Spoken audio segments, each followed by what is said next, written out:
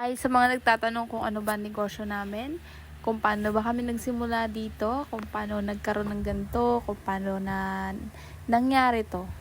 Nung una guys, marami kaming sinubukan ni Resty. Nung una nagbebenta kami ng mga manika, nagbe-vendor kami kung saan-saan, pumupunta kami ng mga lugar-lugar.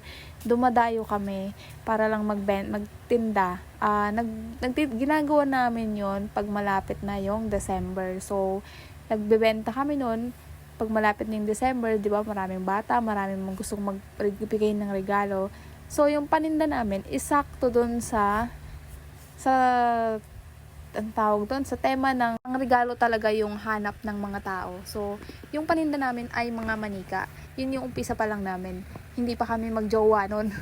Nagtitinda na kami sa Santa Maria, Bulacan, sa may Sandigan, doon kami nakapwesto sa may Meralco. Nagbe-vendor kami doon.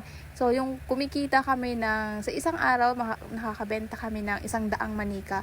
So, kumikita kami ng 10,000, 5,000, isang araw lang. Minsan nga, kalahating araw lang, nandun na kami. Aalis kami yan sa bahay ng 1:00, darating kami doon ng 3 ng hapon. So, tumatagal kami doon minsan ng hanggang 11. Kasi, sakto yung pwesto namin ay daanan ng mga tao. Babaan. Kaya saktong-sakto kitang-kita yung paninda namin. Talagang sobrang lakas, lalo na nung mga December 24, nasa kalsada kami na Resty para magtinda. So, worth it naman kasi ang lakas ng kita. Kumikita talaga kami, kaya talagang push din kami dalawa, tinda rin ng tinda. Parang hindi nauubos yung tao kahit anong oras.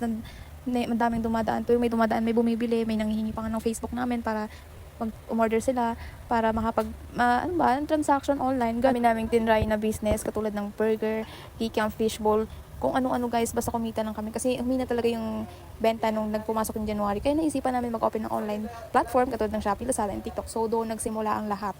Doon kami nagbenta. Doon nagsimula ang lahat guys. Kaya hanggang ngayon, 3 taon, 4 na taon na yung business namin. Ito pa din kami, tuloy-tuloy, kahit medyo may mga konting failed, continue pa din sa ginagawa. Maraming pagsubok, pero hindi tayo titigil. Mag-iisip tayo ng bago para tayo ay bumenta ng bumenta. So, yun lang guys. Maraming salamat sa mga sumubaybay. Thank you!